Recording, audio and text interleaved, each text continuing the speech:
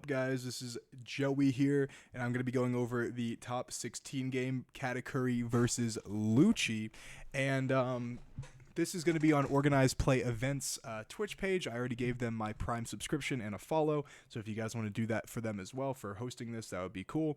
But I will be commentating and just breaking down the video just like I did the last video. If you guys want to check out the top 32 one, really exciting game actually. Like the game 2 was like, I was like really confused. So, well, hopefully we get a good game here. Right off the bat, I will say that in set 6, Black was favored against Katakuri, but that was Sakazuki. It played a lot differently than Lucci. Tomato, you know, like this. Like I think Sakazuki was more about card advantage, while Lucci is more into like high end removal. And we'll see if that is good enough to beat Katakuri. I haven't really seen a lot of Katakuris in set 7 though, so I'm not sure exactly if there's anything he added to this list that is good. But I will say Kikanojo is a really good card into Black, and I know Lucci doesn't have anything other than Brook if they play it, the 6 cost Brook, to deal with it. So we'll see in this game. Alright, so like I said this in my last video, but all these are going to be on normal speeds because we want to make sure we can analyze the game without rushing it, and I think it's just a better experience for like high-end games to kind of analyze their plays. Now, I will say I did see some mistakes from both players' sides in top 32 of Nationals of last game, and there could be some mistakes here, and if there are, I'm going to point them out, and I very well could be wrong, but it's just my analysis, and yeah, I mean, so like I said, sometimes even the best players, like obviously these guys are good, they're in top cut of Nationals, which is meaning that not only they got their invites, but they also were like the best of that tournament for that time.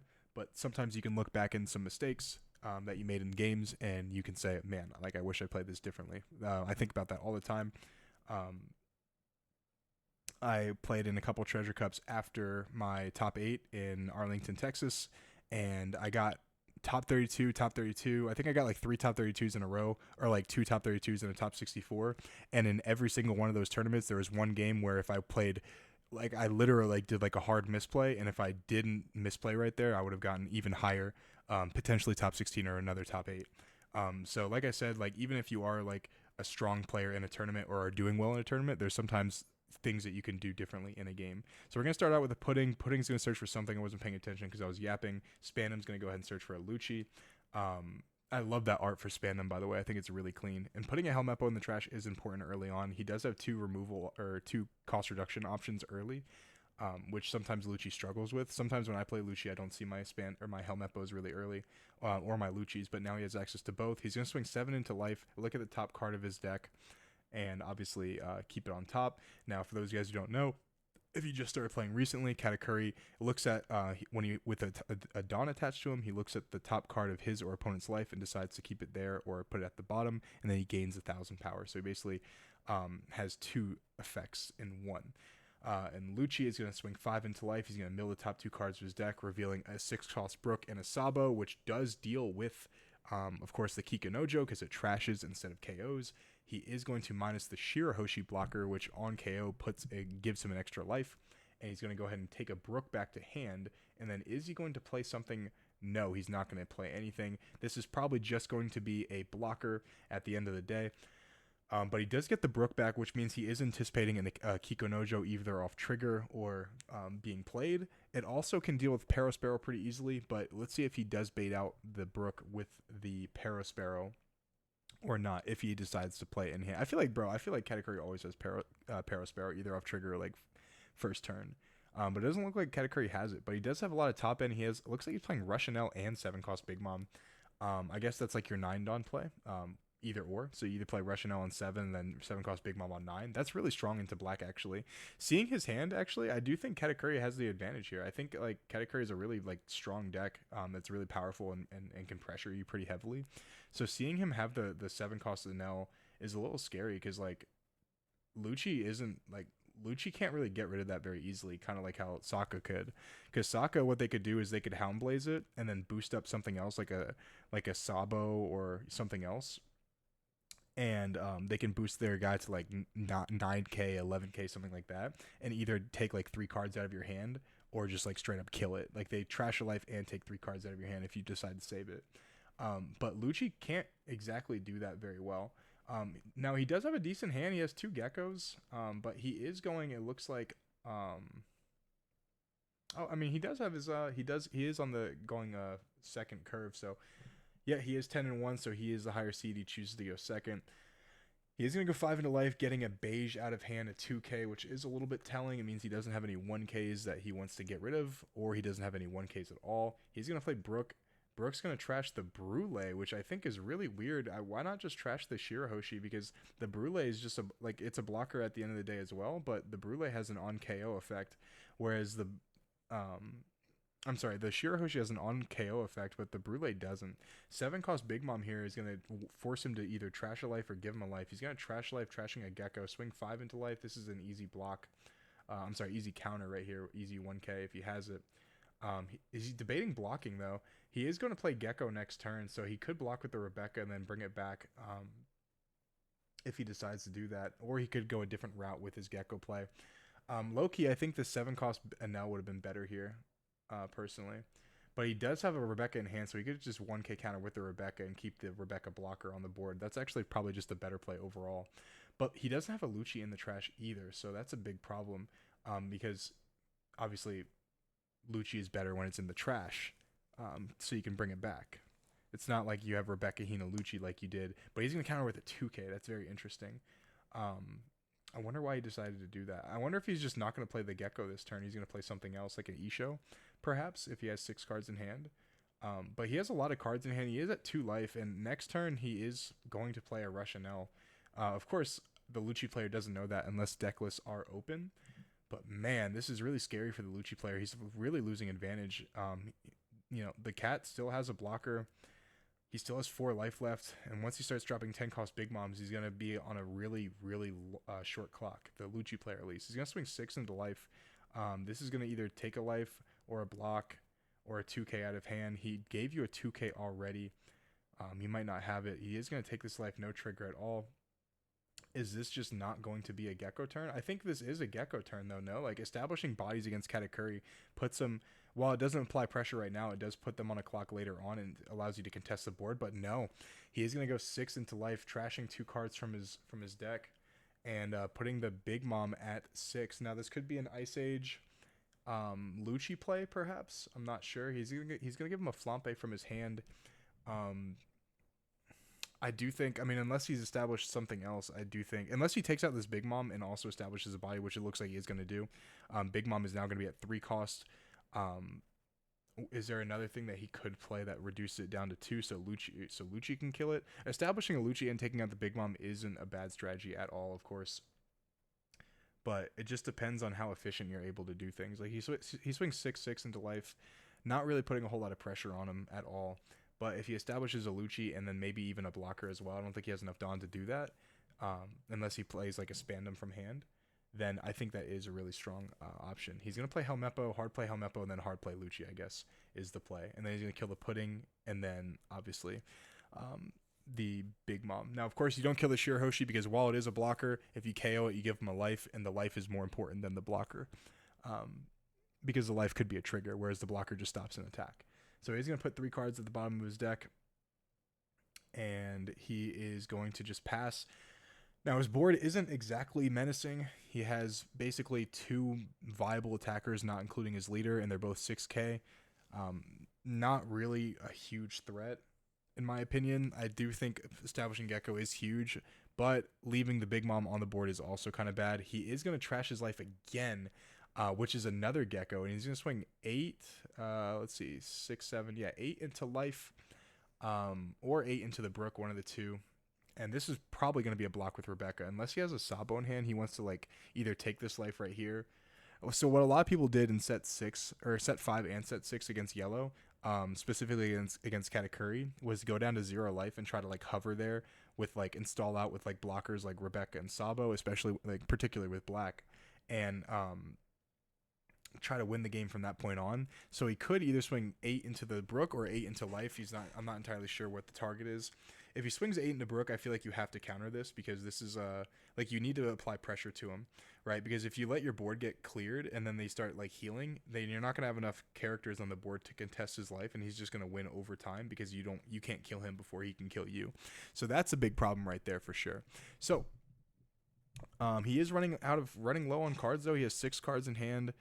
Is he going to block this? I'm not sure what the target is into, but he does have a Gecko coming up. So Gecko could swing 5, 7, 7. So like with 10 Dawn, he could swing 7 with Lucci, 7 with Brook in that order, because to play around an Onami.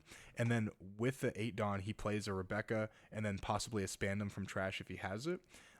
And then can possibly draw 2 cards, which I think is really important. Now he decides to not play the Russian L. I think I saw in his hand. I'm pretty sure I saw it in his hand right there. Yeah, it's right there. He is running really low on cards, though. He has a 0 cost event and I think no other counter. So these 3 attacks are going to be pretty nice, but he does have a Shirahoshi blocker and he does have a 0 cost event. So realistically, he's going to be able to get out of 2 of these pretty healthily and then take 1. I think that's probably pretty fine. Depending on what he wants to do here. So he's probably going to take the first 7. He's going to counter the second 7. And then hopefully from his life, he gets like a 1k to take this 5. But he is going to swing 6 into life, which means he's not going to do the strategy that I was telling you about. He might just go 6, 7, 7. That could be the option right here, because he has... No, that wouldn't make sense. He might go 6, 6, 7 instead of 5, 7, 7. I think 5, 7, 7 would be better than 6, 6, 7 here, though. I think that's better. But 6, he goes in and takes it. But now this is better. Now this is better, because if he goes 6, 7, 7 again, he does have the 0 cost event. He's probably going to discard the Katakuri. Yep, Katakuri goes. He doesn't have Isho. The Katakuri is probably there just for the Isho, or like the Shirahoshi blocker in his life. The reason I think 5, 7, 7 was just better is because he had... is because like if he just had a 1k, he gets out of the 5 pretty easily, and then the 7 he takes it, and then the what is it called? If he gets and then he just blocks the other one. So like I'm sorry, so he has the 0 cost event and then a blocker, so he gets out of the 2 7s. As long as he has a 1k, but because he took the 6, that's like actually really good. But now he's down to 1 life, which is really threatening. He hasn't used the Shirahoshi blocker yet. I wonder why he hasn't used the Shirahoshi blocker yet.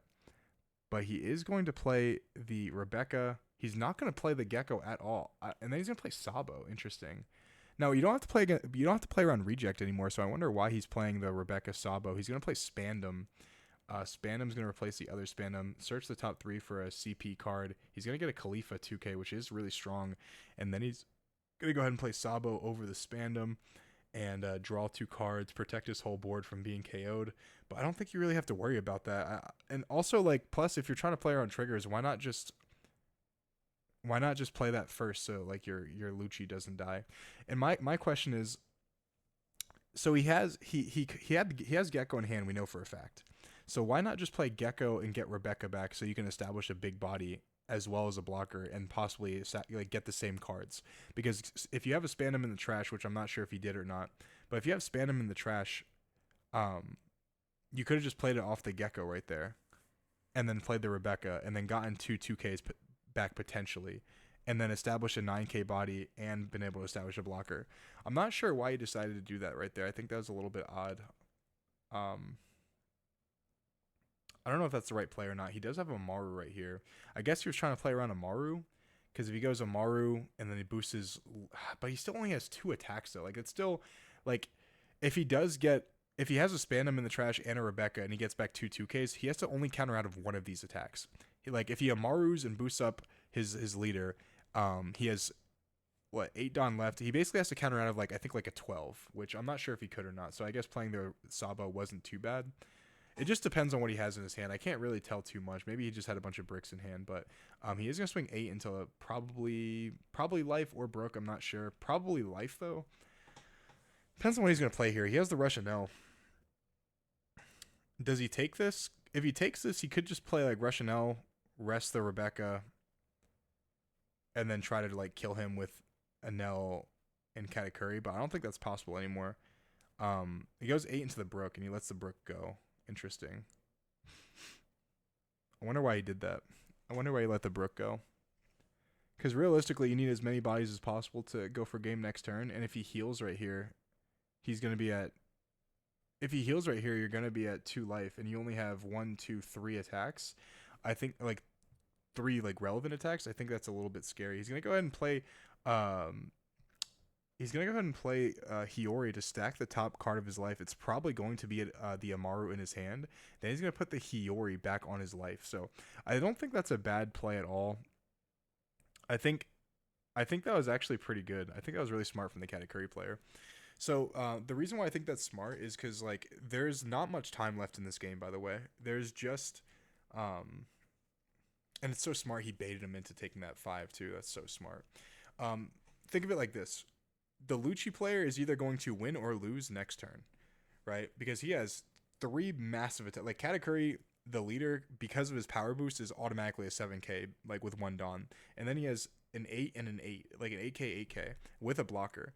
So like he's there's not really an opportunity for him to go for game this turn, especially with the blocker, especially with him stacking his life with Amaru, and it's unlikely that he's going to be able to survive like multiple turns, right? Because this turn, like the next turn, the Katakuri player is probably going to get rid of both of the blockers that the Lucci player has, especially with him being at 0 life. There's not much to soak up the attack, and then after that, he's either going to kill him or he's just going to lose, right? Like it's unlike unless he has like another Rebecca to bring back Sabo, it's just unlikely he's able to survive multiple turns. I hope that makes sense. Let me know if that makes sense in the comments.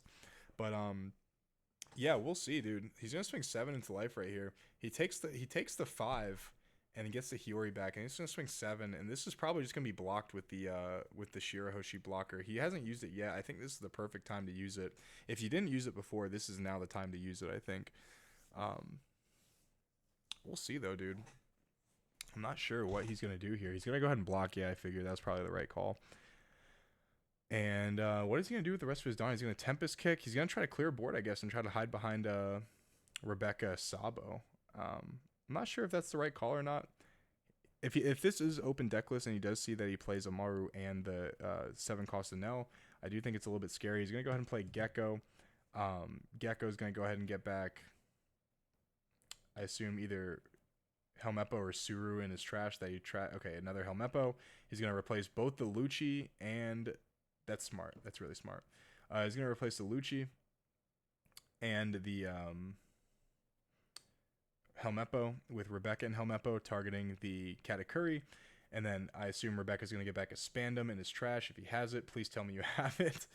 Right? Oh my god, please tell me you have it. Or I guess Rebecca can get back a Brook as well if he plays it. The 3 cost Brook. But tell me you have the Spandam. If he doesn't have the Spandam, that would be absolutely wild. Tell me you have it in hand, because he gets back this Khalifa right here. And then Rebecca plays Brook. Okay. Bro, I thought he like did a heavy misplay on stream. That would be crazy, bro. But Brook is just as, I mean, it's not just as good, but it's worthwhile. Ideally, in a perfect world, you put Spandam down, or Spandine down, and Spandine plays a Lucci over the Spandine, and then you KO, and you just have a bigger body to go for game next turn. But with 2 blockers and with 3 blockers, and one of them being a Sabo with a Brook and a Gecko, this is looking really good because it's looking really good, but it could change, honestly, like if he gets lucky. So think of it like this: if he plays a 10 cost Big Mom here and heals, and he gets like lucky off that life that he gets from Big Mom, it could stop.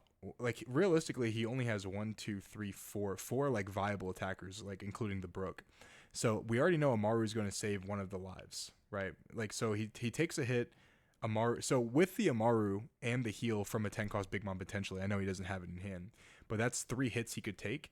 And then if one of those is like a beige or something like that, then you just like win, you know, the next turn more than likely. Because this turn he's going to get rid of 2 blockers for sure. He's going to get rid of both the Rebeccas.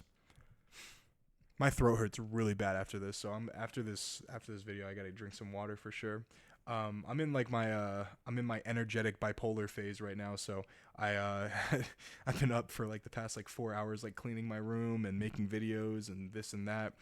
And I'm probably going to crash pretty soon. Got some coaching sessions I got to do in the afternoon. By the way, if you guys are looking for coaching, feel free to hit me up on Discord or check out moonlighttcg.com to book.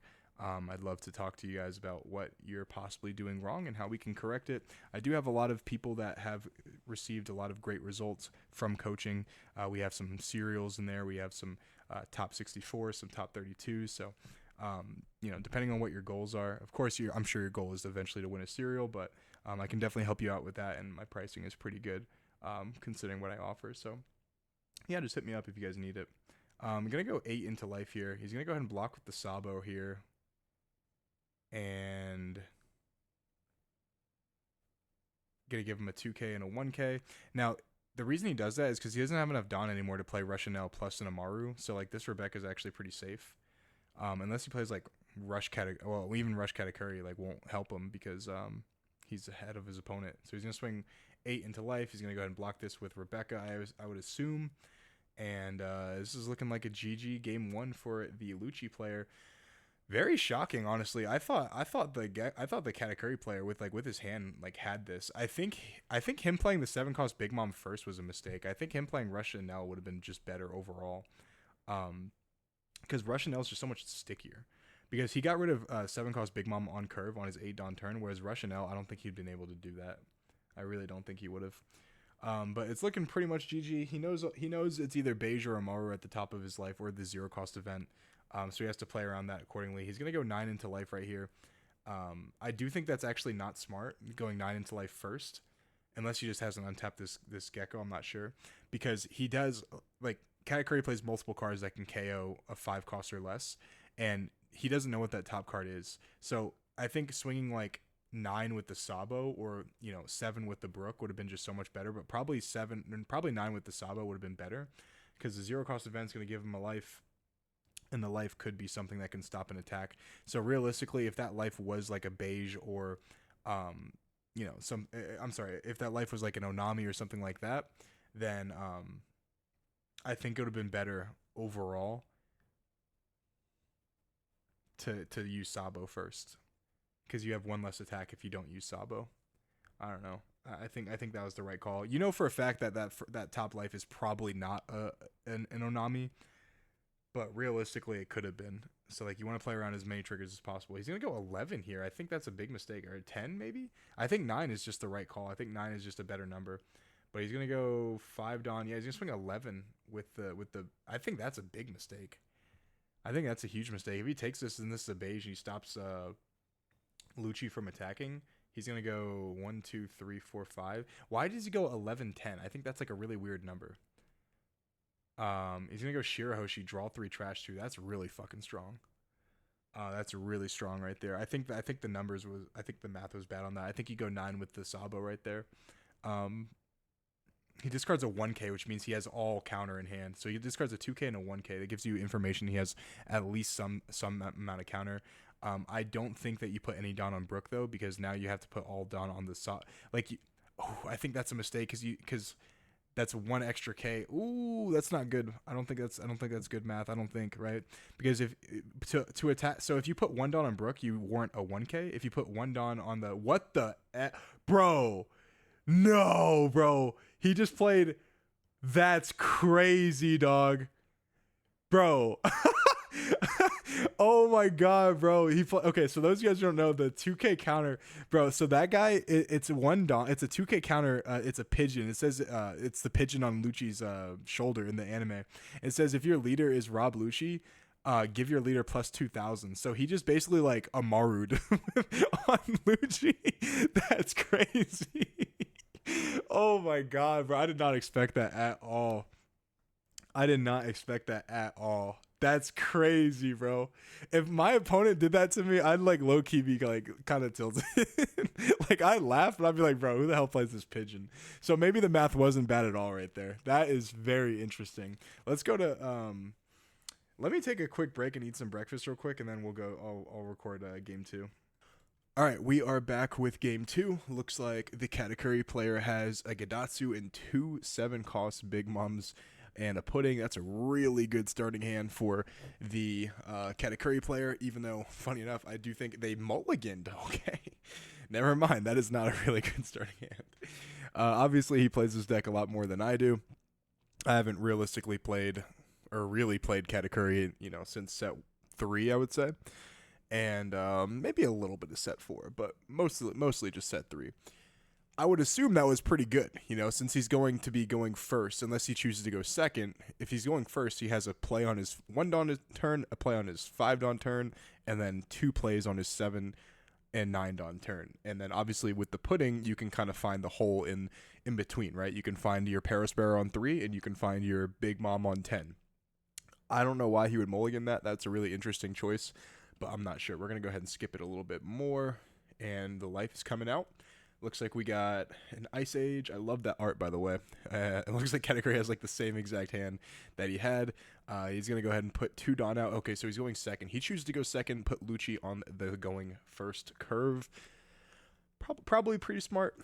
Category used to want to go second, but now I feel like Category wants to go first because, like, I don't know, like the odd curve is just so good for Category, like they just play everything quicker. But if you do go second, everything that you play is maybe 1 turn slower, but you do have access to your leader effect every single turn. So there's a little bit of a trade-off. He's going to swing 6 into life. He's going to counter with the Hiyori right there.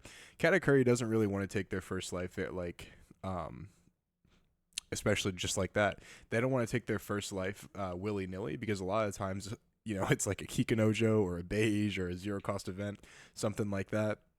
So they usually wait for their leader effect to see what it is. I'm not sure exactly why, because there's no, you don't really have there's no difference between like your first life and your second life. I guess it's just, I don't know, like easy countering. You don't want to go down too low too quickly. But he's going to play a Parasparrow, and then he's going to go ahead and pass his turn. And then we have the card that sealed the game last turn, the Pigeon. I forget what it's called. It could just be called Pigeon. I'm not sure. But 6 into life, trashing Rebecca and Sabo. So this is a beautiful altered art deck right here. And he's going to go ahead and take this one. No trigger, of course. The Parasparrows come into 2 cost. Usually you don't KO the Parasparrow, but he is going to KO the Parasparrow with the Lucci. Interesting enough. I guess if you want to, I guess it's not bad because a lot of times they can whiff too. Especially in set 6, they had a problem with whiffing with Parasparrow. Gonna go ahead and get a Katakuri. Katakuri doesn't really do much in this matchup right here. I don't think, at least, unless I think it's better. Like, I think Katakuri in this matchup is better for healing you, whereas Katakuri in Enel is usually just to like deal with your opponent's board and kind of starve them out of like big attacks. But I don't really think Katakuri is that great. He's going to go ahead and go into Gadatsu, pop the Lucci. Going to swing 7 into life. He's going to keep it on top. He's going to go ahead and take that life right there, going down to 3. And yeah, this is looking really good for Katakuri. Like, Katakuri, as long as you don't like overwhelm them with bodies and like remove everything on curve, you should be doing a pretty good job. He's going to swing 6 into life. He's going to go ahead and trash 2 cards from the top of his deck, making the Gadatsu a 4 cost right here. And trashes an Isho right there, so he does play the Isho. Most people have been playing it, but we didn't see it last game. Does he take this, though? Normally, you don't want to take this either. Like, going down to 3 too early isn't necessarily great unless you're looking for an option. Like you're looking for a 7-cost Big Mom or a Russianelle or something like that. If he does find a Russianelle, I do think that this is going to be really bad for the Lucci player because it's just really hard for him to get it off the board. He is going to take it, though, no trigger, and then he's going to go Brook. Brook's going to go ahead and trash the Gadatsu. So this is a good response from the Lucci player. He is establishing a character that is threatening while also removing the Katakuri's pressure. That's huge. The 7Ks are going to start being countered, though. You're at a point where you need to start protecting your life. Sorry, there's like, it's like frozen right here. Hold on a second. Okay, what is this? What is this nonsense? Okay. So 7-cost Big Mom right here results in him, I believe, trashing his life. Does he trash his life? I think he does, yeah. And he plays a pudding and searches for something. Sorry, I don't know what that was. The stream's been a little bit laggy. Or it could just be Spectrum Wireless. By the way, guys, Spectrum is awful. I believe that. No, actually, no. I have Cox. Cox is awful. Bro, Cox could offer me $1 million right now to endorse them, and I wouldn't take it. They are the worst internet service I've ever had in my entire existence like in any state I've ever been in. I've been in Cuba. I've been in Oklahoma. I've been in. I know Cuba's not a state, but Florida, Virginia, Kansas City. Like I'm telling you, it's just bad. Back to the game. What does he do with this 8 Dawn or this? I think he's on his 9 Dawn turn. Should be right. He's on his 9 Dawn turn. This could be Ice Age because he has the Ice Age in hand, if I remember correctly. If he does have Ice Age and Gecko, that would be a good response because he just wipes the board while also establishing some big bodies with Lucci and Gecko. But doesn't look like he has Gecko, which is a big problem for the Lucci player. Is it's just a little bit inconsistent in that way where your top end is not searchable, and since your top end's not searchable, sometimes you get on your 9 Dawn turn, your 8 Dawn turn, you're like, am I really just gonna go Rebecca, bring back a 2K and then play Lucci, combo it with Ice Age? I could, but it just doesn't feel great. Yeah, it looks like he has a Brook. It looks like he has a Tempest Kick. He wants to use the Tempest Kick. He wants to use the Tempest Kick here so he can try to find or luck into a Gecko Moria here. But it's a little bit risky because if you use the Tempest Kick and you don't get anything, then you're gonna have to use the Ice Age as well. So he is definitely gonna use the Ice Age. Plus, if he has a Lucci in hand, does he have a Brook? I'm not sure. I saw a Brook. I don't know if I saw a Lucci in his hand though. Hopefully as a way to bring back Lucci, because if he has to go Ice Age, Tempest Kick, Brook, that's definitely not nearly as good of a play. He's going to swing 6 into life right here. Going to trigger into a Cracker. Cracker is going to go ahead and discard a card to play itself. I think he's just taking this I think he's taking all these hits because he just doesn't have a lot of counter. But him discarding a 1K counter doesn't really show that. I don't know why he keeps taking these hits all the way down to 2. I think that's a little bit dangerous. I think as a Katakuri player, you want to hover at like 3 life, and when the 10 costs start kind of spilling out, you kind of can cushion all these attacks and stay like relatively healthy while you're dropping these 10 costs. But taking this life, I think, is a little bit dangerous, especially because he has access to 9 Dawn. Like he could swing if you take the 6, he could swing 7. And you're gonna have to give him 2 cards instead of 1. Looks like he does have a Lucci in hand, so this is as simple as like an Ice Age. Ooh, in fact, this could just be an Ice Age Tempest Kick, Lucci, because you can put the Cracker at 1 with Tempest Kick, and you can put the Big Mom at 2 with Ice Age, and then you can just play Lucci, pop them both. Like this is really easy. It's only a 6 Dawn investment, so realistically, you could use the rest of your Dawn to just play, to just swing with Leader and put a lot of pressure on him. And that could be a really good play. Or if he wants to play the Brook and just establish another body, that would be fine too, but he wouldn't be attacking for as tall. It's easier to counter. And the Katakuri player does have a ton of cards in hand too, but looks like he's going to do exactly what I was talking about, and he's going to swing 8 into life and then just go Tempest Kick, Ice Age, Lucci. I assume he's going to minus the... Well, it doesn't really matter, but Cracker down to 3. And if you don't take that, and that's why I said like counter the 6 if you can, because if you don't counter the 6, with this extra Dawn that he has, like it's very likely that you're gonna be taking like something higher than a 6, and that's a little bit of an issue. And of course, me having observation hockey is gonna do exactly what I was talking about. Tempest Kick's gonna go ahead and cycle him a card. Well, you draw first, and then obviously you do it, but it doesn't really matter. And then he's going to go Lucci. Lucci's going to pop Cracker and the Big Mom, putting back Ice Age, Tempest Kick, and a Isho. Smart that he almost put back a Tempest Kick, and it was smart that he didn't, because if he does go into Spandine, then he needs as many CP cards in the trash as possible, depending on how many times he wants to play the Spandine. So that's obviously really important right here. This could be a 2-0, honestly. Like, because Katakuri took so much life, this could realistically be a 2-0. He's going to swing 5 into life, which tells you a Big Mom is coming out. You certainly don't want to take this. I feel like this would be crazy if you take this hit, this 5. But he's going to counter with the Brook. Tapping 10 Dawn. 10 cost Big Mom. No, it's Ace. Oh my god.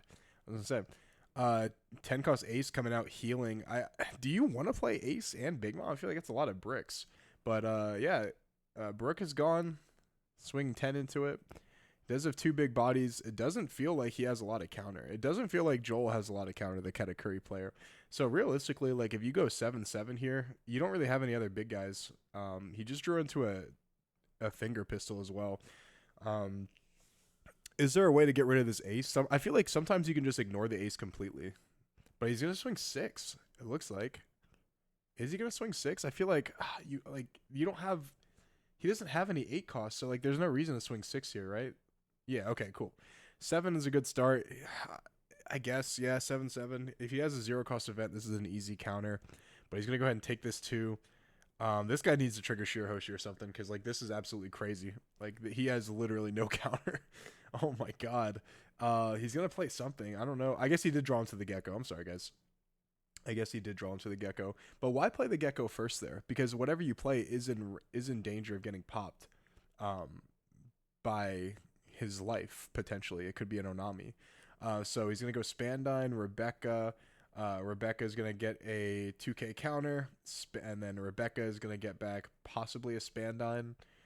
It's skipping again. This is a lot of fun. Loving this so far. Damn, I don't know if it's me or the stream. I'm not sure. I'm going to trigger into a 0 cost event. I assume Rebecca's going to get back a 2K. I would assume. Oh, Rebecca gets back something, I believe a 2K, and then plays that guy from his hand, the 2K counter, and boosts his leader up by 2,000. So he's swinging 8 here, actually. Like, that is so powerful. I love this play, by the way. I think this is really unique and strong. And he's going to go 2 into the pigeon with the pudding, and the pigeon is going down. Sorry, I don't know the name for the pigeon, guys. It's not often it's actually played, but I think it is really unique. I wonder how many he plays. Because, normally you play like Suru plus, the two CP 2Ks. Is that a CP card? I didn't think it was. I didn't think it was searchable. But if it is searchable, then that's obviously really, really, really powerful. I would assume it would be because he's like Rob Lucci's pet. I don't know. He's going to go 10 into something. Probably the Lucci. Is he going to let this go? I probably block this too, yeah. This is probably, I was going to say easy block. Unless he has another rush ace out, like this Lucci's just staying safe forever. If he has his 10 cost Big Mom, then the Lucci's completely safe. Is he going to play the rush ace? It's almost undeniable that he is going to spend all 10 of his Dawn to do some type of character play, because he doesn't put a Dawn on Katakuri, right? Like, if you don't put a Dawn on your leader, it's very unlikely that you're not going to play Katakuri. But he is, I'm sorry, 10 cost Big Mom, or I guess 10 cost Ace. So he is going to try, I assume he would put Gecko on his life. Yep, Gecko at the bottom. That is not great though, because he just saved 2 Dawn up for something. I'm not sure if he plays events or not. Like I said, I'm not sure if this is open deck list or not. But realistically, if he doesn't have a lot of counter, I don't know. Either way, you're kind of in a bad position right here, because you've been taking hits willy-nilly. You've been taking 6s, you've been taking 7s, you've been taking 8s, and you haven't had any cycle to prove otherwise that you can get out of these attacks. So if he just puts 1 Dawn on his Lucci and swings into him, or maybe even 3 Dawn into Lucci and swings into him, and that's not a beige, like, this game could be over, like, right now, immediately. So we'll see what he does here. Like, this is pretty tempting, I'm not going to lie.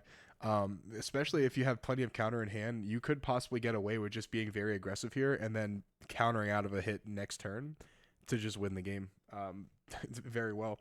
I think this is a really bad call. Swing it with Spandam first. You want to keep your options open.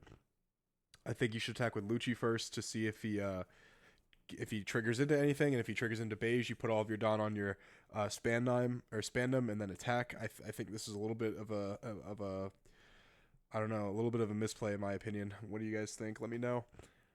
But what do you do here? This is honestly a pretty good way of going for game. Like, he doesn't know what oh no, he does know what his last life is. He put it at the bottom. No, he doesn't anymore. Because his last life was the 0 cost event, which he put at the bottom of the very first turn. So he's gonna swing 5 into life. God, what is he gonna do with this 10 Dawn that he has access to? This is crazy. Get a counter with the Shirahoshi. Sorry guys, I've been feeling real sick recently. There's always something going on with me. I feel like ever since I moved to Vegas, there's some type of thing, some type of issue. Like, my car broke down the other day. I had to get a new battery, even though I just replaced it. And then a 6 into life. I feel like this is the wrong call. When your opponent's at 1 life, you got to pressure them heavily. He's going to use the dragon flame card. You basically like look at all of your life and then rearrange them in any order. Um, I guess if it is open deck list, then he knows that he does play that. So it's not too bad. But if it's not open deck list, then I wouldn't respect that at all. So he's going to play Kaku minus the Katakuri down to 4. He's going to play Brook, trashing the Katakuri, and then he's just going to go ahead and pass right there. Good play. Still, he has 2 10-cost Big Moms. I wonder why he didn't play it last turn. I wonder why. I guess maybe the Katakuri would have been better. But he's going to go 5 into life right here. Or 5 into Spandom, actually. Spandom is going to go down. He's going to play 10-cost Big Mom right here, I would assume. Trash a life, gain a life. Oof, this is rough. This is rough. I think we could see a game 3 here, depending on if he gets lucky or not. He doesn't have a lot of counter at his disposal, but 10 into the Lucci he's probably gonna go down. And now he has 3 attacks, and the Katakuri player has 2 life, so all of these have to connect. So if he does get lucky with like, of course you would attack with the Kaku first to play around an Onami, but if he does get like a 0-cost event or an Amaru or a Beige, then honestly this is going into game 3, and this is where Katakuri thrives, bro. Like Katakuri thrives in just being able to survive. And I think him honestly I think him not going for game the last turn, or at least like putting heavy pressure on his life, was a big mistake. I think that was a huge mistake right there. He does have the pigeon again, so he does have like better math in terms of going for lethal. Of course, like I said, you attack with Kaku first. You want to do a load on commitment to. So basically, what you want to do is you want to attack with Kaku first, but you also want to save enough Dawn to change your play if you can't go for a game. So, for example, if you have like a Sabo, you need to save 5 Dawn in your initial attacks before going for game. Why is he? Please do not swing 6. Oh my goodness, he's swinging 6. This is an easy 2K if you got one. He's got it. He thinks he can survive. He really thinks he can survive against a 10-cost Big Mom, an ace, and his leader with a possible Amaru in hand. Like, I think this is absolutely insane. Now he could have countered a 7, no doubt about it, because he has an Onami in his hand and he has a Beige, so he could have countered a 7. But still, I don't know if you should. I think you had to go for it like the turn before.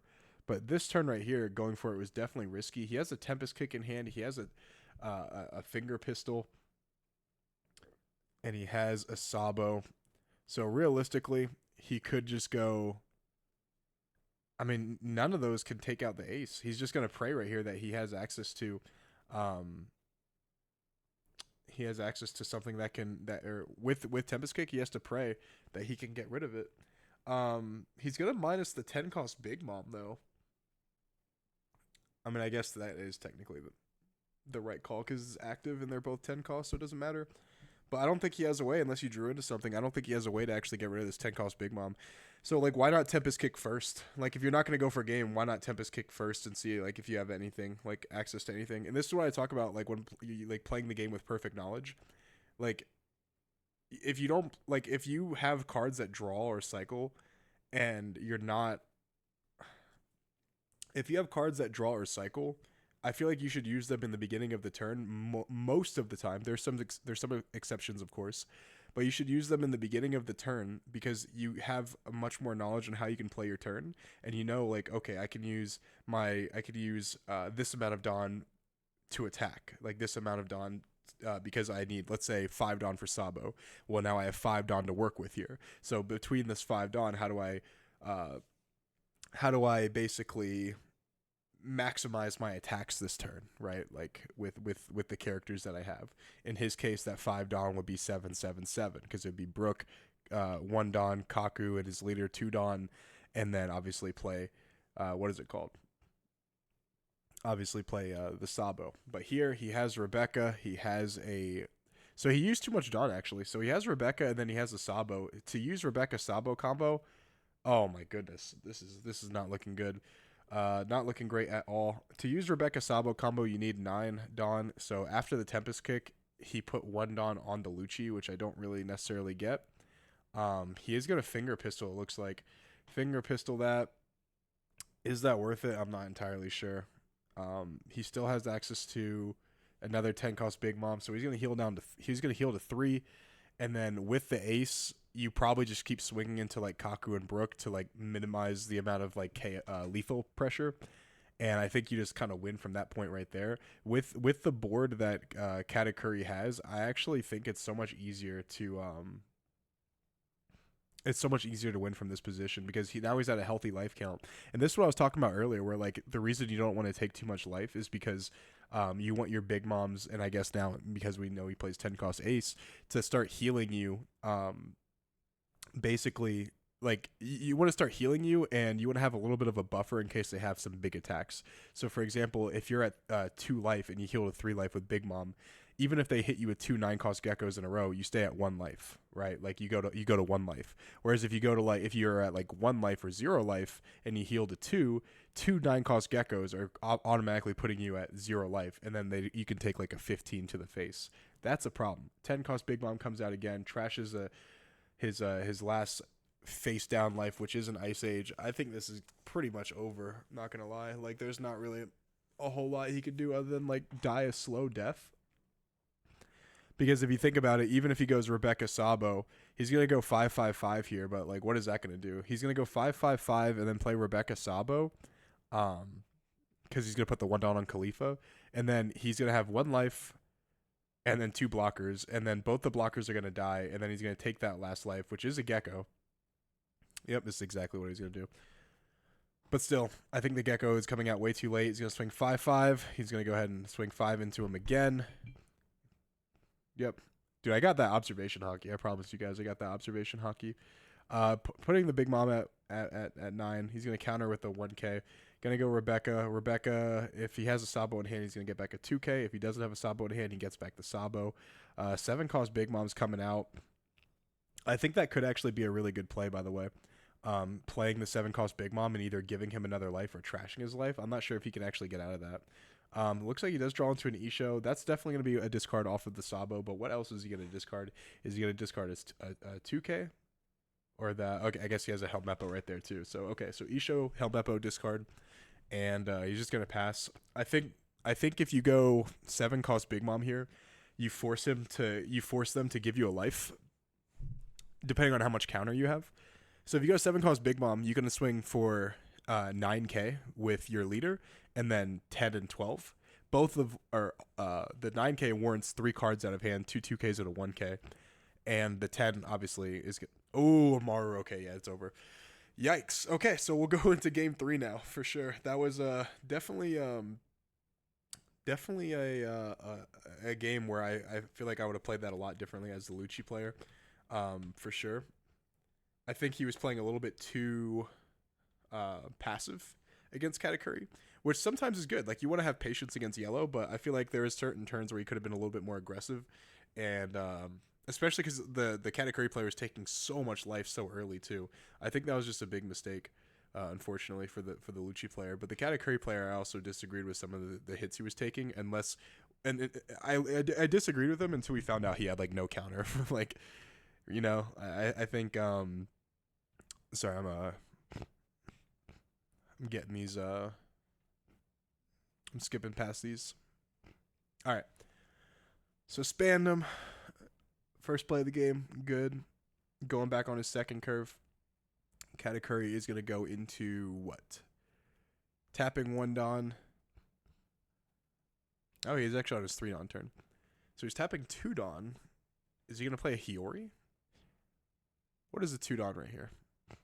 He says, nah, we're not doing that. We're going to swing 7 into life. Look at the top card. Keep it there.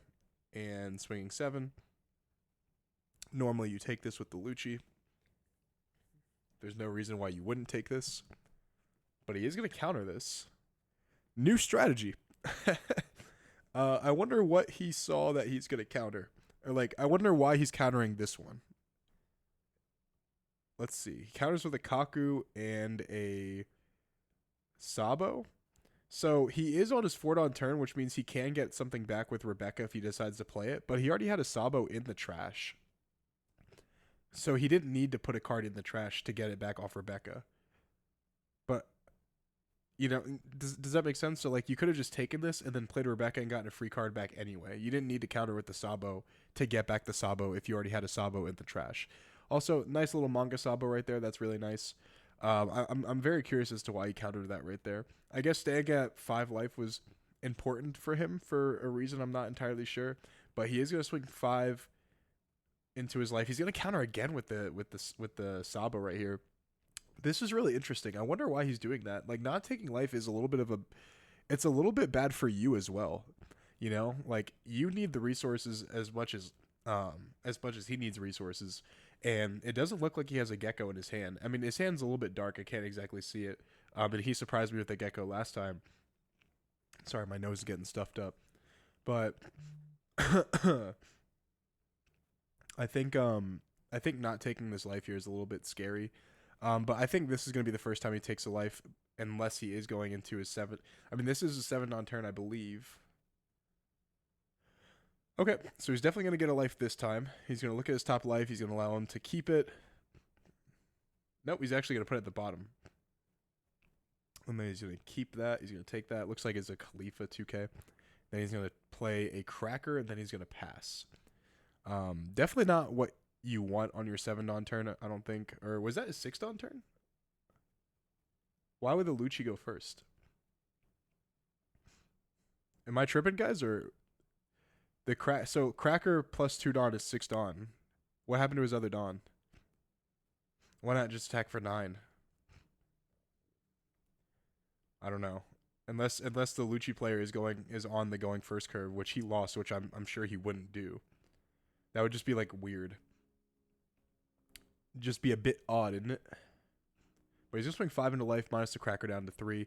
I mean, both players have been very resistant to taking life early. I wonder if there is like something that I wonder why this has changed, because the first 2 games they were both taking life like willy-nilly. I think they're just trying to match each other's tempo in terms of like how much life that they have. I'm not entirely sure. If you guys know, let me know. But he's gonna go ahead and counter this one too. This is really interesting. I would counter this one too though, because like I said, if you take a 5, the 1 Dawn investment from the book makes it a 7, and you take that one too. Because if you take a 5, you don't want to counter a 7, so you go down to 3 life, I guess, really early. But he decides to take the 6 right there. He was planning on playing that anyway. A gecko comes out, which is really good. I'm not sure if he had that already or if he got that from his top life. But Rebecca's going to get back. Gecko's going to get back Rebecca and a Spandam. Spandam's going to search the top 3 for a CP card, putting Lucci and a Brook in the trash, getting a Khalifa to hand. Rebecca's going to go ahead and play, get something back from hand. This could be a really good Spandam turn, by the way. Or I'm sorry, Span 9 and play the Lucci, but he's not. He's going to get back the Sabo. He's just going to go ahead and pass. I think this is good.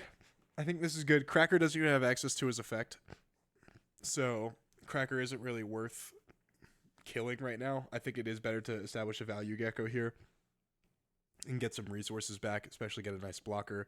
Although there is something to be said about, playing a Lucci from the trash and just having that big body to contest a board. Either one, I don't think you can really go wrong here, especially since Cracker's effect is not active.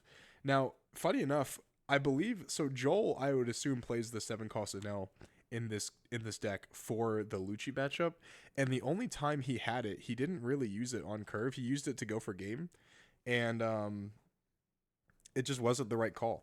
It just was not the right call. So 7 cost Big Mom comes out. I assume he trashes his own life here. I doubt he would give it to him, right? Yep. And he is playing 6 King Pistol, by the way. A lot of people are not playing that. Funny enough, when I first built my Lucci deck for set 7, when I first built my Lucci deck for set 7, I was experimenting with 6 King Pistol because I just thought that card was just really powerful. In this matchup, it's a searchable 0 cost event. It's a searchable 0 cost event, and he's going to swing 6 into life right here. I wonder why he swung 6 and then 7 first. I think that's a little bit odd. It's a searchable 0 cost event, and this deck plays a lot of bricks, so I think it's a really good card to have. Now, I don't think you should play more than like 2 of them, but I think it's because the deck list for Lucci is really tight, but I think it is really good. First 10 on turn for our Lucci player right here. He does have a pretty menacing board in terms of attack power. He does have, with one Dawn invested, a 7k and a 9k, which is more than likely going to do 2 damage, unless obviously the Katakuri player wants to give him 2 cards, which normally they don't want to do. But you do need to take care of that Cracker, because the Cracker is a body that keeps taking cards from you every single turn. So realistically, one of those 7Ks or one of those attacks is going into the Cracker, unless he can remove them both by card effect, which is very possible. But sometimes you don't want to waste the resources. Like if you could remove them both with card effect, sometimes better just to kill them by battle, so you can save like an Ice Age or a Tempest Kick or something like that. So trying to figure out the math here, trying to figure out what works best for the Lucci player. He does have an Isho in hand. That could be the move, depending on if the Katakuri player has 6 or more cards in hand. Doesn't look like he does. It looks like he has like 4. Now possibly going down to 3.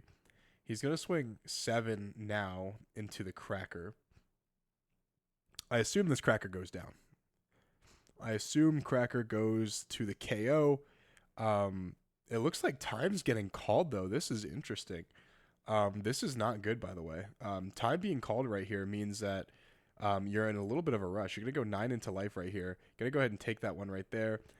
Does the Isho come out? Is it better to establish a body here, especially? Or is this another Gecko? This looks like another Gecko, perhaps? Yeah, another Gecko. That's strong. I think this is now a span 9 turn if you have it. You need to start establishing bodies on the board, replacing the Spandum, getting a Khalifa, and then just passing. He is on a little bit of a rush here. I do think there's something to be said about playing Brook, though. I'm sorry, not Brook. I think there's something to be said about playing the Lucci as well. Like I said, establishing that body, you are now in time, so you want to start establishing as many possible threats on the board. And if you don't, it's looking a little bit dicey, but having 2 9Ks is really good going into time, especially having a Rebecca is really nice. 5 into life is an easy 1K counter. Going to counter with the Kaku. Now he does have a Sabo in hand, he knows for a fact, and then he has a 2K counter, he knows for a fact. 8 into life right here. I believe you honestly counter this if you can. But he lets the Brook go. That is odd. That is not what I expected at all. I think I think blocking with Rebecca would have been so much better there, because if you go Rebecca Sabo, you could have just gone 5 into leader with your leader, 7 with Brooke, and then 2 9s into his life. I think that would have been really strong. But he's gonna go 10 into the Big Mom here. I don't think this is. I guess they have 10 minutes of overtime in this one, so I guess it's not too bad. It's really not bad at all. It's actually 10 minutes or 3 turns, right? Is that what it is? I'm not sure how time rules work in this setting right here, but it should be 10 minutes or 3 turns. So if it is that many turns, I think it's really bad to go into the Big Mom right here. But he is going to let the Big Mom go. And then he's going to go Sabo to protect his board from an Onami. I think that's smart, pre-dropping the Sabo. And he looks like he gets another Gecko. He's probably going to trash the Isho too. I don't think you're going to be playing those anytime soon. And he does have 4 Dawn left, so I wonder what he's going to do with this 4 Dawn. Maybe just establish a Lucci. I'm not entirely sure. He's going to swing 9 into life. I think, why 9 first? You haven't attacked with your leader yet, unless he's just going to swing 9 with his leader. He's going to go ahead and play a Parasparrow from his hand, or from his trash, trashing a Kikunojo, which he hasn't seen all 3 games, honestly. No trigger. He's going to swing 5 into life here, discarding or trashing a Rebecca and a Tempest Kick, and then this could be just a Lucci coming out, playing over the Spandum, and allowing him to search off the Parasparrow. And then he gives him an Onami, and then he's going to go ahead and play Finger Pistol, and he's going to just go ahead and kill it, and he's going to go ahead and pass.